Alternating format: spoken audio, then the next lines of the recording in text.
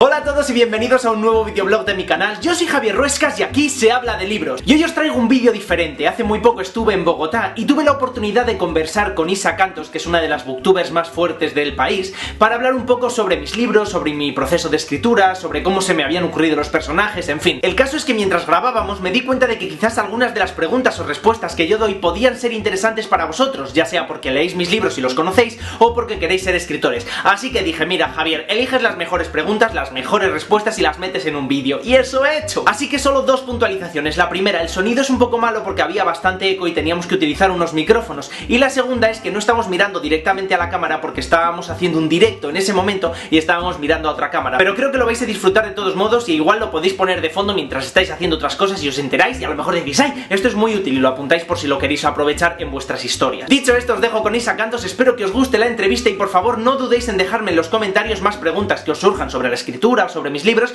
para poder hacer más vídeos parecidos en el futuro. Cuéntanos un poco algo sobre la trilogía, sobre Play, que fueron de algunos de tus primeros libros. Pues Play es una historia que nos presenta a dos hermanos, a Leo y a Aarón. Aarón es un poco más pequeño que Leo, tienen 18 y 20 años, o 17 y 19 años, y Aarón está feliz en su vida hasta que de repente su novia se hace famosa por un reality show y ya no sabe cómo volver a alcanzarla. Y de repente aparece su hermano Leo, que le encanta la fama, quiere ser una estrella, pero no tiene ningún talento, y le roba las canciones a Aarón, porque Aarón canta. Y entonces decide subir a YouTube un vídeo haciendo el playback de esas canciones. Como él es muy guapo y las canciones son muy buenas, de repente estalla un fenómeno y se hacen súper famosos en YouTube. Y entonces a partir de ahí su salto a la fama y cómo lidian con ella y con el amor. Es una historia que tiene mucho de mí, de la gente que me rodea, porque la escribí pensando en las cosas que a mí me gustaban, quién era yo, cómo fue mi juventud también. Aarón y Leo tienen muchísimo de mí, cómo ven el arte, la fama, etc. Y es una trilogía que aborda diferentes temas relacionados con el amor, con las relaciones familiares y sobre todo pues eso, con YouTube, la fama, la popularidad, etc. Y bueno, también tienes un libro, que es un libro suelto, El sinsentido del amor, con un personaje muy bueno, que es Jacobo Casanova. Cuéntanos de él. Pues sí, la historia del sinsentido del amor es también contemporánea, realista, se desarrolla en la actualidad, pero en este caso yo no digo nunca el lugar en el que se desarrolla. Puede ser Madrid, puede ser Bogotá, se describen muy pocos detalles de esa ciudad para que cualquier lector la ponga en su ciudad, ¿no?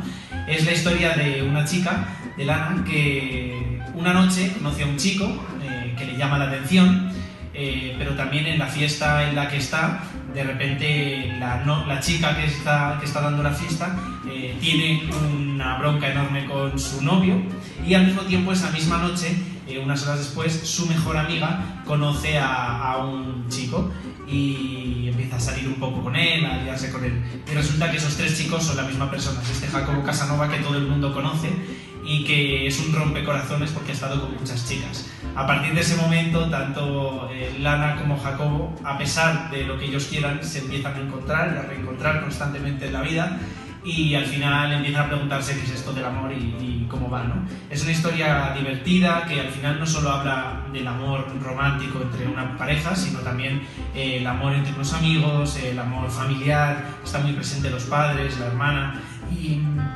para mí fue muy interesante escribirlo porque trabajé desde la perspectiva de qué sería de Giacomo Casanova, el personaje clásico de Italia, si existiese en la actualidad. Ese fue el origen de la historia y fue muy divertido de escribir, la verdad. Y bueno, por último tenemos tu novela, una antología que se publicó hace poco, Por una rosa, en la que escribes con Benito Taibo y Laura Gallego. Cuéntanos esa de qué va. Bueno, pues en este caso es una antología basada en el cuento de La Bella y la Bestia. Es un cuento que me ha fascinado, la peli de Disney es una de mis pelis de Disney favoritas, y siempre he querido saber más sobre el cuento original. Me ha gustado mucho y lo quería compartir con mis lectores o con los lectores actuales que tenemos, ¿no? Entonces decidí juntarme con Laura Gallego y con Benito Taibo, que también son unos apasionados de los cuentos de hadas y en concreto de La Bella y la Bestia, y les propuse que cada uno del cuento original, no de la peli de Disney, tomásemos algo y lo reescribiéramos a nuestro estilo con una historia diferente, ¿no? Pero con las bases iguales.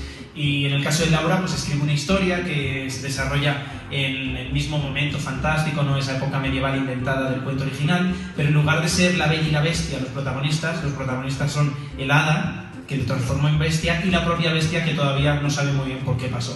Entonces es como una especie de cuestionario, de interrogatorio, ¿no?, que tiene el protagonista con estos personajes para saber. El de Benito es más actual, es más duro, es la historia de una chica que se llama Anabela y que vive en Honduras y quiere viajar a Estados Unidos porque en Honduras no vive bien. Y entonces su madre desde pequeña le ha enseñado a nadar y le ha preparado para este gran viaje en un tren muy peligroso que existe realmente y se llama La Bestia. Entonces es una crítica a la sociedad, es una manera de descubrir lo que está pasando en ese lugar del mundo, tanto para los que viven ahí como para los que no vivimos ahí.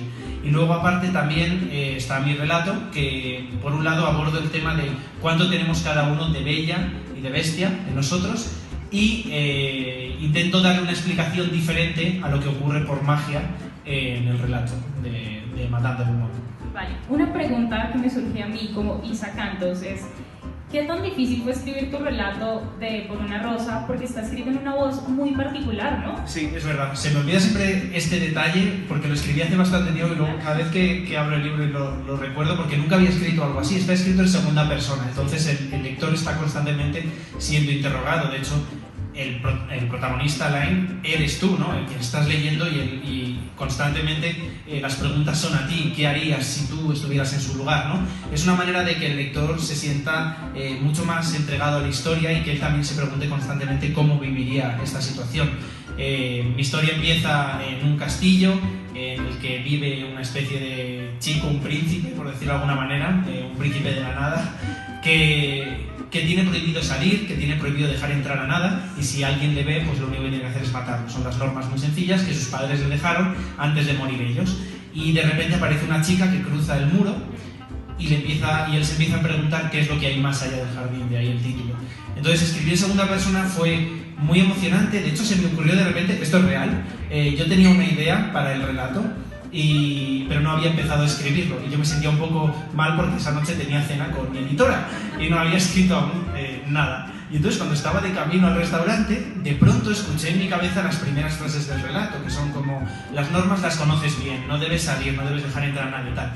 Eso de repente me vino y al principio me lo imaginé como un diálogo que alguien se lo estaba diciendo a otro alguien, pero en ese momento pensé: ¿y si ese alguien soy yo como narrador y se lo está diciendo al protagonista?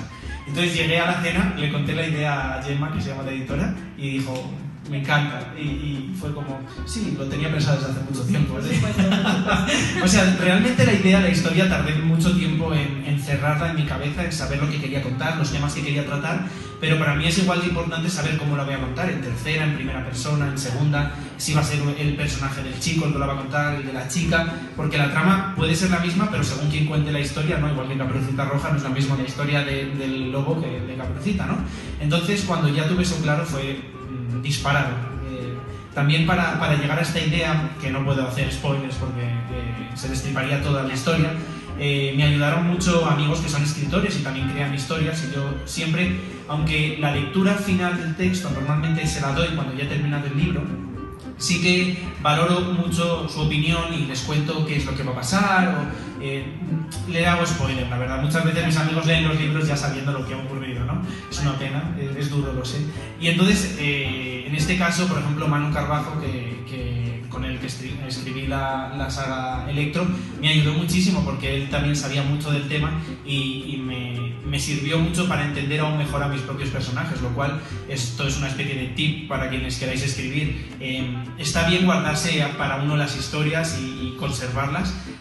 Yo, por ejemplo, cuando escribo es algo muy íntimo, no es como el canal de YouTube o los vídeos, que lo hago pensando en el público. Aquí pienso en mí y luego espero que guste, y sorprendentemente aún a día de hoy, después de casi 20 novelas, me sigo sorprendiendo de que algo que escribes en tu habitación conecta con tanta gente, pero lo hago para mí. Entonces, cuando tengo la oportunidad de escribir, es un momento muy preciado y es algo muy privado, ¿no? Pero justo antes de ponerme a escribir, el hecho de poder contar a 3 personas, 4 como muchísimo, muy contadas, un grupo muy cercano y muy cerrado, en el que confío mucho en su criterio, la idea o por dónde van a ir los derroteros de la historia, a mí me ayuda una barbaridad, porque también ellos me dan consejos y me hacen referencias. Pues yo me leí un libro que se parece, una película, entonces eso también me ayuda mucho, y es importante tener ese público. Ahora vamos a volver un poco a tus inicios como escritor. ¿Cómo fue el proceso de publicar esa primera novela? O sea, ¿sufriste mucho pasando los manuscritos? ¿Te rechazaron muchas veces? ¿Cómo pasó todo? Pues es que yo empecé a mandar manuscritos como a los 16 años. Yo estaba convencido de que todo el mundo me quería publicar, todo el mundo me dijo que no, obviamente, pero yo estaba feliz ahí enviando mis manuscritos, según los terminaba, los imprimía, los corregía, tal, y luego los enviaba por correo a todas las editoriales que encontraba. Las editoriales, de hecho, las encontraba en la librería. Yo iba, apuntaba los nombres de las editoriales que a mí me gustaban por los libros que publicaban, y luego algunas respondían y otras no.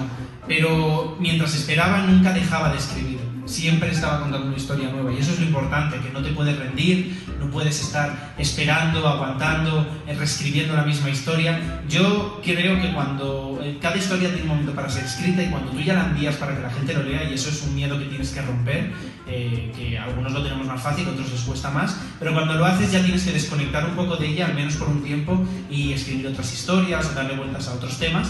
Y ya cuando recibes una respuesta, con suerte, si es positiva, o igual, si a lo mejor no has recibido la respuesta que esperabas, pues ya te pones otra vez con esa historia cuando ya ha pasado un tiempo y reescribes o corriges, o ya con una editorial pues te pones con ello. Entonces, con Cuentos de Bérez, que fue mi primera novela publicada, no sabía lo que iba a pasar. De repente me puse a enviarla a todos, y de hecho yo creo que la editorial con la que publiqué, con Versátil, era una editorial ya como la última, en plan, bueno, a ver si, siempre se dice así, pero es verdad, en plan, bueno, después de unas cuantas tandas dije, a ver si hay suerte.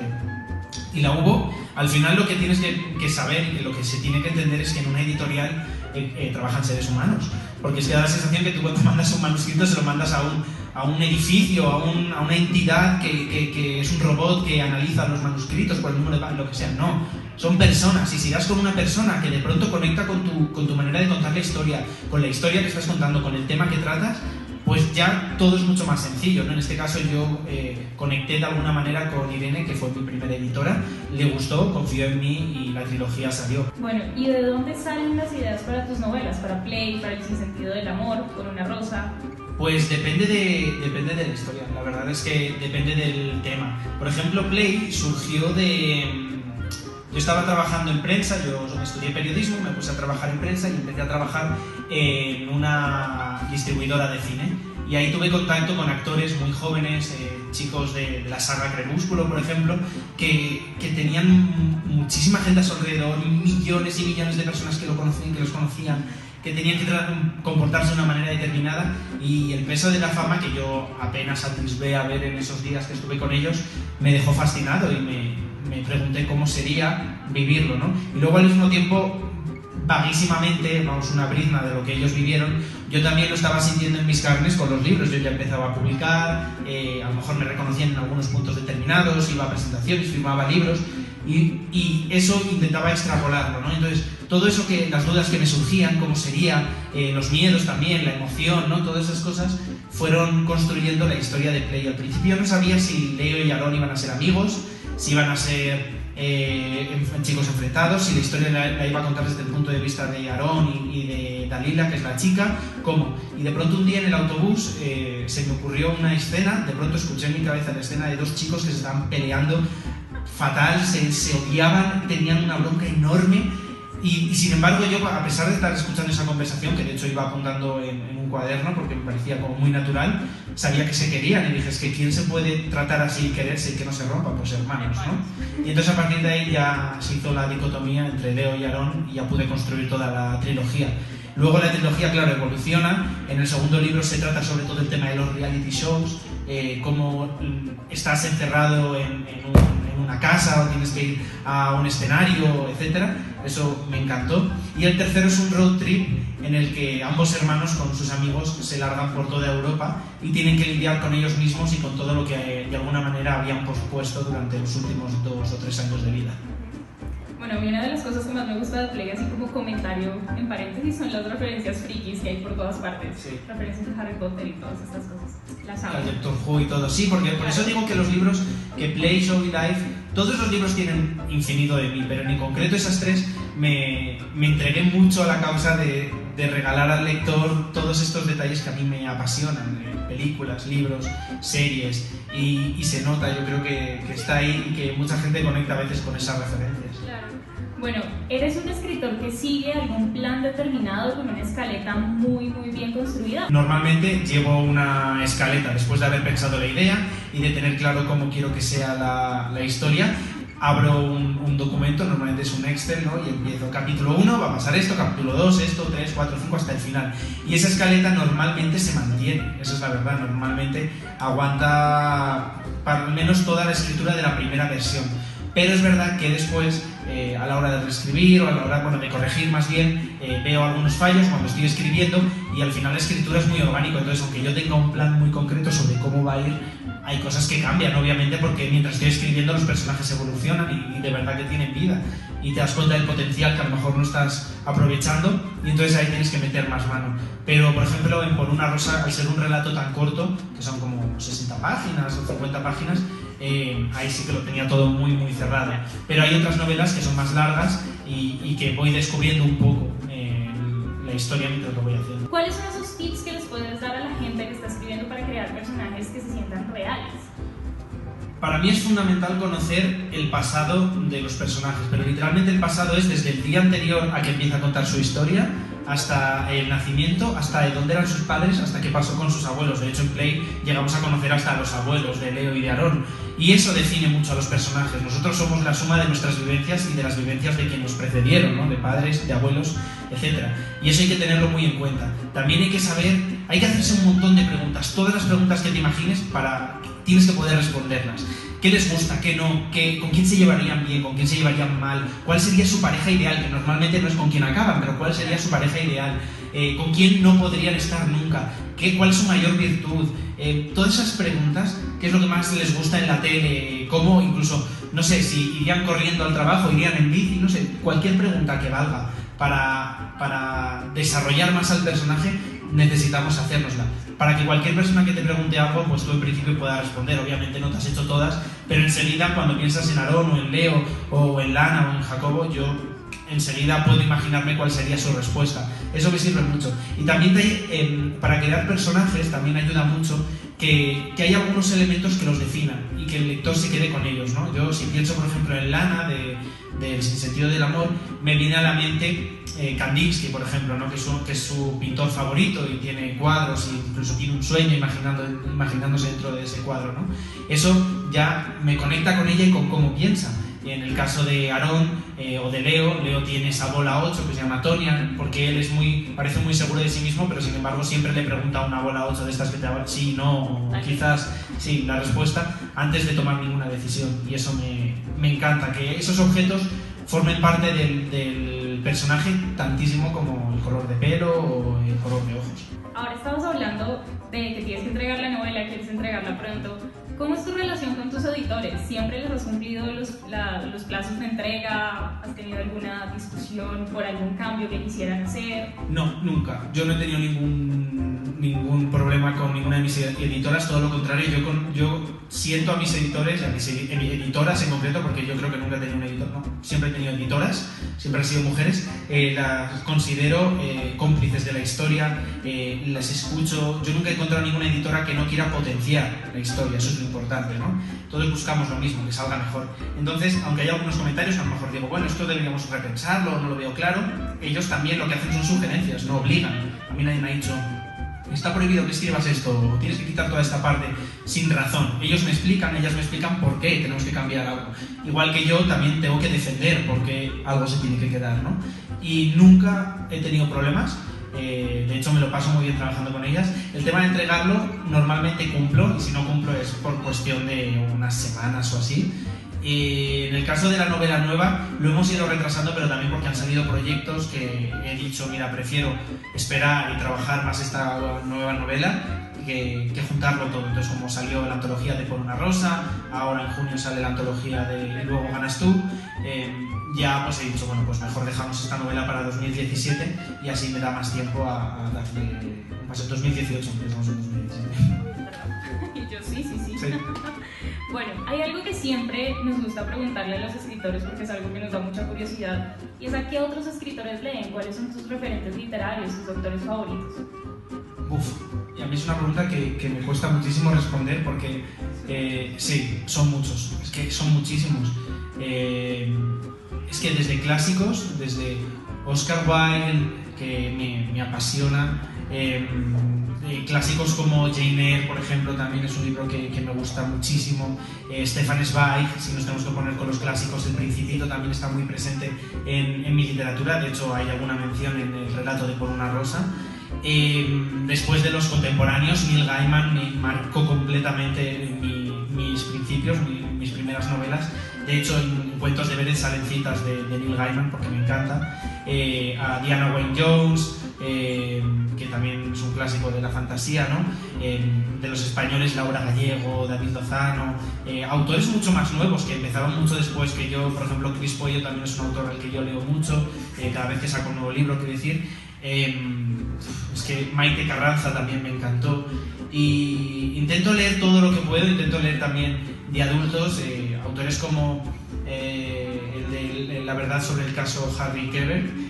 Joel Dicker es un autor que también me ha enseñado muchísimo, porque además en su historia pues da tips de escritor que son muy aprovechables. O sea, que es que intento leer de todo. Poesía es lo único que se me atraganta más, por ignorancia más que otra cosa, pero intento leer de todo. Ensayos también, aunque menos que novelas. Y dentro de novelas, tanto infantil como juvenil, adulto, incluso álbumes ilustrados que son muy inspiradores a veces. O sea, que es que me cuesta un montón decir títulos o autores porque hay infinitos, y me dejo seguro un montón. O sea, J.K. Rowling la estaba mencionando y para mí es un referente puro con Harry Potter. Lo que pasa es que como ya son tan evidentes, los salto en mi cabeza hace 7. George R.R. Martin, me leí 4 novelas antes de empezar a ver la serie, y bueno, Cuentos de Beret también tiene mucho de esa saga. Bueno, antes hablabas sobre cómo publicaste tu primera novela y decías que hay que tener paciencia, hay que seguir escribiendo, pero ¿qué les dices a esas personas que tal vez están un poco desesperadas por publicar y les siguen diciendo que no y que no? ¿Cuáles son esos consejos claves que tienen que seguir para eventualmente lograr publicar? Bueno, esto va a sonar muy duro, pero si tú dedicas toda tu vida a escribir y a intentar publicar y sufres porque no te publican, a lo mejor lo tuyo no es escribir y no pasa absolutamente nada, que parece que hay una presión porque tienes que escribir y tienes que publicar. También existen otras opciones, la autopublicación es maravillosa, está Wattpad, hay formas de que te lean de 1.000.000 de formas. Quiero decir que a veces nos obsesionamos tanto con tener la aceptación de una editorial que se nos olvida lo que tiene que ser el placer y la pasión por la escritura, y duele a veces que alguien te lo diga, pero llega un momento en el que dices, oye, es que a lo mejor esto no es lo tuyo, es que lo tuyo puede ser narrar historias de otra forma y no a través de la escritura. Ahora bien, si te gusta, y si simplemente es que estás empezando, o al fin y al cabo también a grandes autores les rechazaron un montón de veces, entonces tampoco tiene eso que ver, pero a veces nos obsesionamos con algo que no se nos da bien y queremos que se nos dé bien, y eso es una frustración muy grande, y de hecho Play habla de eso, ¿no? Al final Leo lo único que quiere es ser famoso y le frustra muchísimo no tener ninguna razón para hacerlo, o más bien quiere tener un talento y no lo tiene, intenta pues robarle entre comillas a su hermano.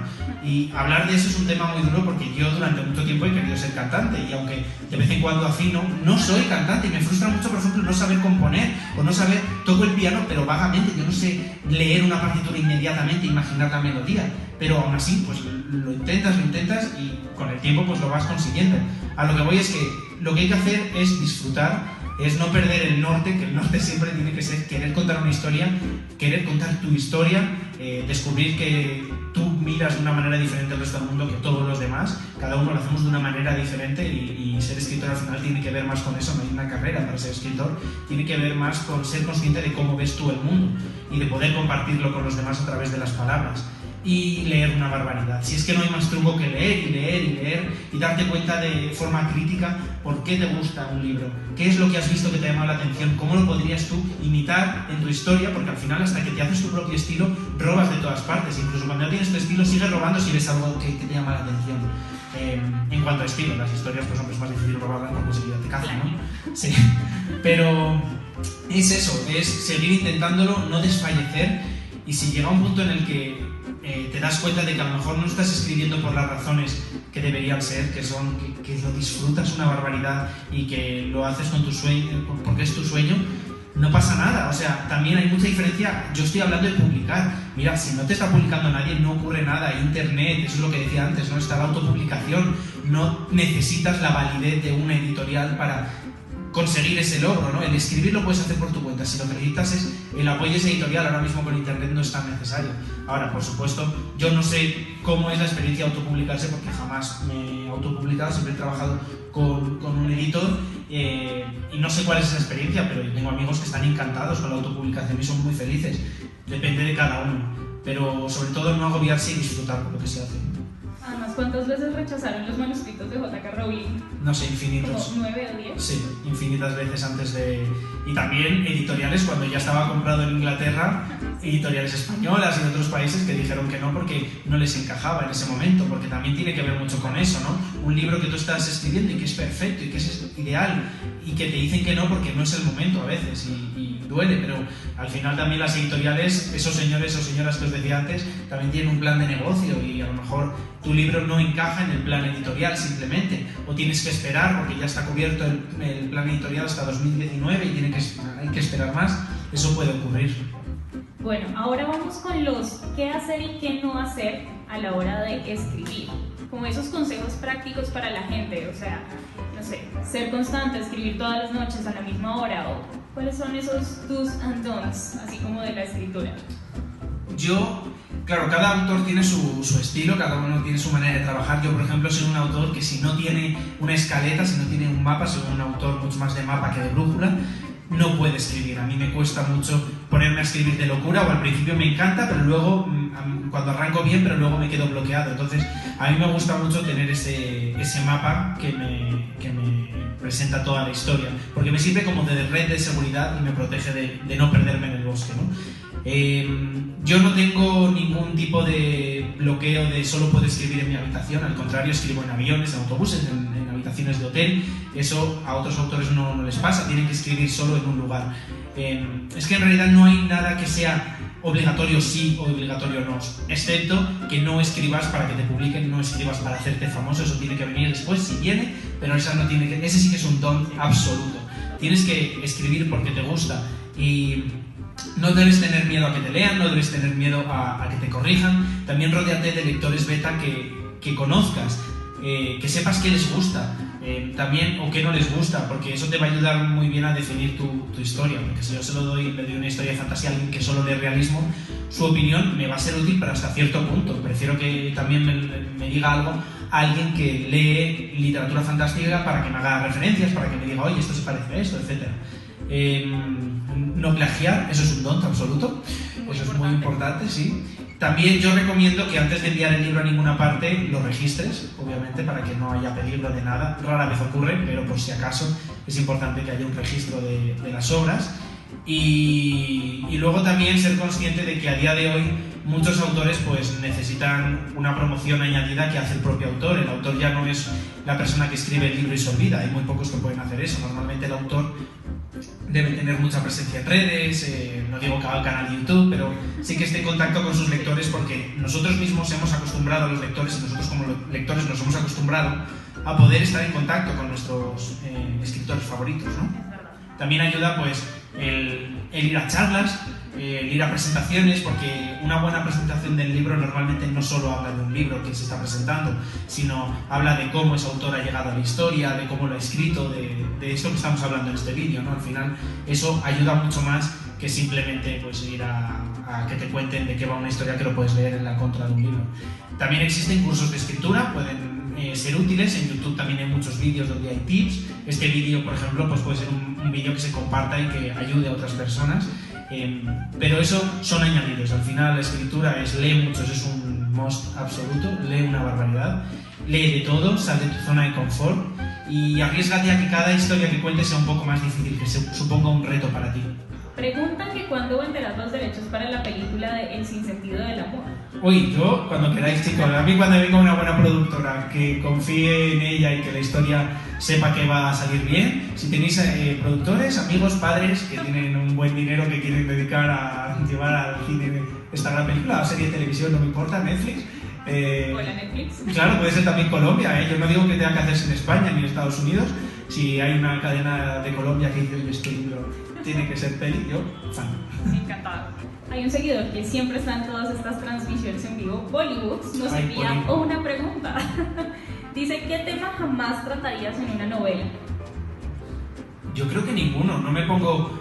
De primeras no me voy a poner ningún tabú, ninguna barrera, porque todos los temas se tienen que tratar. Ahora, lo trataría con respeto, no trataría un tema que desconozco por completo. Primero investigaría, aprendería de él antes de hablar sobre ese tema, obviamente. Pero no hay ningún tema del que diga nunca voy a hablar, porque probablemente lo haga en el futuro. Y esto ha sido todo por hoy, espero que os haya gustado la entrevista, nos vemos en el próximo videoblog, ¡hasta luego!